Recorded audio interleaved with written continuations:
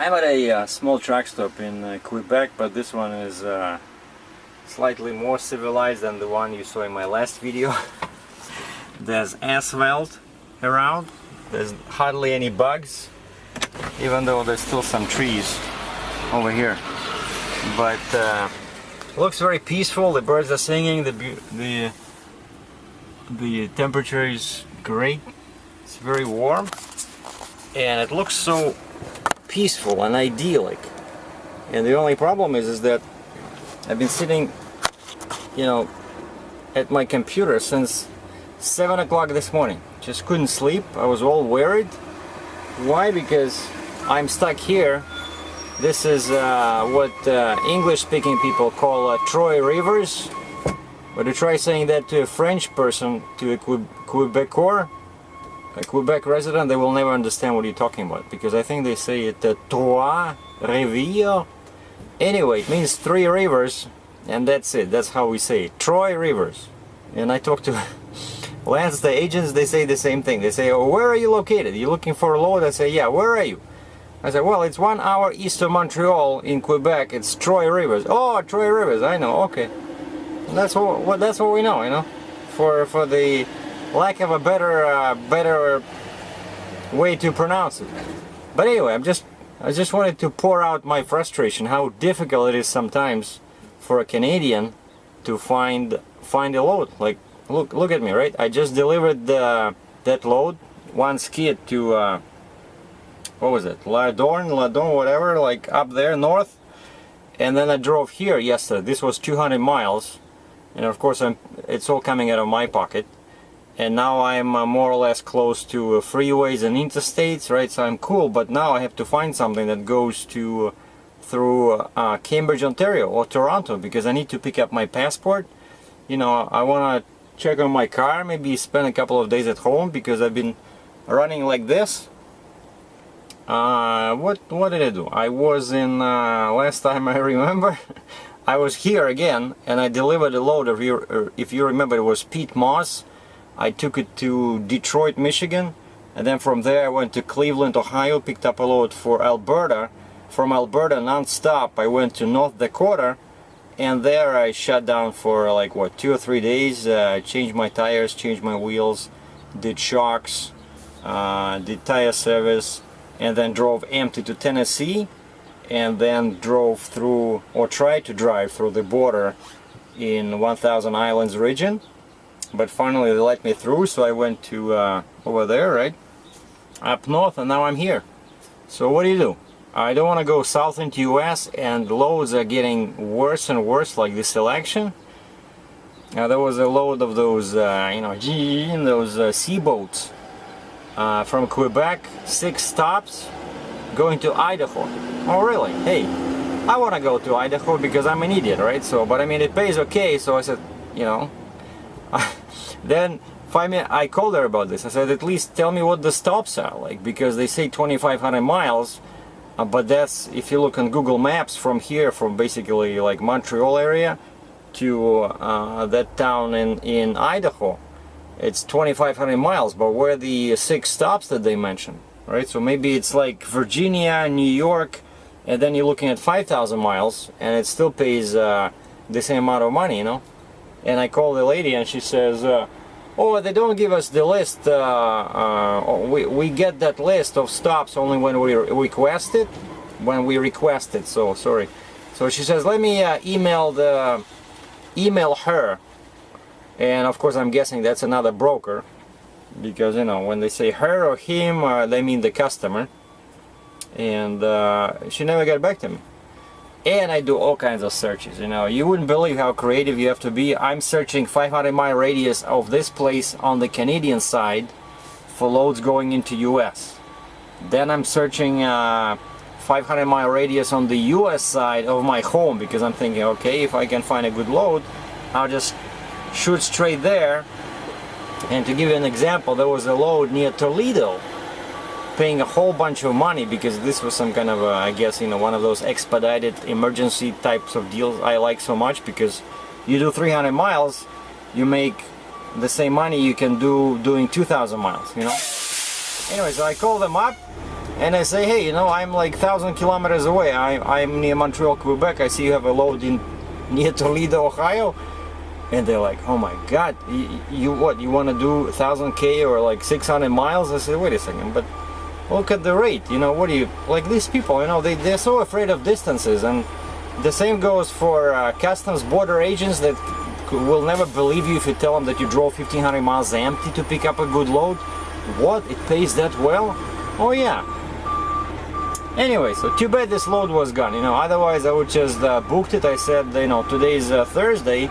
I said, okay, from, it's not actually 600 miles, it's more like 700. I said, okay, if I leave now, I can be in that place in Ohio tomorrow in the afternoon, so what's the big deal? I'll pick it up and deliver Monday in Ontario. So tomorrow will be Friday, right? So I pick it up, it's only 300-400 miles back to Toronto, and I'll deliver it. But this was, I think this was the oversized load. You'd have to order permits and stuff like that, but that would work for me, because if you look, if you add all the miles, loaded, empty, you're still coming out on top, you know. But that's what you have to go through. Like American drivers, I'm pretty sure they don't have to do this BS, because in US, when they're in the States, there's always, you can take a cheap load. Like if this was US, I guarantee it that there would be a load, let's say from Montreal to Toronto, right? Because these are two huge cities. Why we don't have that? Like why there's nothing out of here going west inside Canada? Like, well, there are some loads. Like, you give an example from just eastern Ontario. Like if I drive west from Quebec on this autoroute freeway 20 and 40 towards Ontario, then right there near the eastern border of Ontario, there's a load, pays a whole bunch of money, but picks up a week from now, and it goes goes to Thunder Bay. Why on earth would I want to go to Thunder Bay? You know, it's like, what I do there? Like, it's even over there, it's even worth it than here. Like, again, I'd have to do another 1,000 miles to find a load, you know? And this is all the time. Every time there's some kind of BS, you know? I'm getting so tired of this, you know? Like, maybe this will change when I have a 3-axle step deck, because when I do searches, loads for step decks, you know, there's more of those. Of course, you know, you need a 53 step, right? Because you need a long, you need to have at least 40 feet on the lower deck. But of course, you know, another thing that often prevents me from finding good loads is tarps. I hate tarps. Why am I supposed to carry them? You know, like these agents, they say, oh, why don't you're a flatbed driver, why don't you carry tarps? And I say, you know why? For the same reason you guys never have contracts, or very rarely have contracts with direct shippers. You know, I'm lazy. Well, not exactly I'm lazy, but it's only me. So if I break a leg, or I break my spine by falling through those holes that you cannot see under the tarp, you know, or I fall off the top of the trailer, that's it. 100% of my workforce is terminated. So these guys don't understand that. But this topping thing, it's really dangerous. And during the last month when I was stopping, I even started wearing these, like the glasses. Why? Because you work with the bungee cords, and a couple of times I nearly lost my eye, you know, because you have to, you know, make those bungee cords really tight, and sometimes they break, you know, or you just, you know, you lose the grip, and that thing shoots like, you know, 100 miles an hour. I'm not kidding. It's really dangerous. And these people all tarp, you know, don't worry about it. Like, we'll pay you $100. Oh, really? That would be enough for a bottle of pills for my lost kidney or my eye or something, right? So anyway, it's just a matter of principle. I said, I'm sorry, I apologize, but I mean, sometimes, you know. So just a quick update. How hard can it be sometimes to find good loads? But at least the weather is fine. You know, it's not snowing, it's not raining. There's a restaurant over there. There's like a good deli and a good store inside here. They have a couple of fast food stores. You know, beautiful. No charge for parking. I think they even have showers here, but I cannot use any of my points because this is not a pilot. This is not Travel Centers of America where I can use my card to take a shower, so I would have to pay for this. So basically what I did now, why I got so excited is that I booked a load from PA, from Pennsylvania, going to Toronto. But there's nothing I can do. So now at least you know, I'll drive home, drive west empty from here, which is 450 miles empty. And then on Monday I'm gonna drive down into PA and pick up a load and bring it back to Toronto. So that's a very smart way to, you know, use heavy trucks that run on diesel engine, and you know, they have these big tailpipes in the back, or in my case at the bottom, and that stuff that comes out, it's not exactly good for your health, you know. But hey, you know, they don't want me to haul loads inside US, who am I to argue, right? So, but that thing, that policy, I think it's really bad for the US environment. If they would allow Canadian truckers to move loads inside US, it would make life so much, you know, easier. Of course, it would probably undermine the economy because the price would probably drop because there would be so many Canadian drivers available.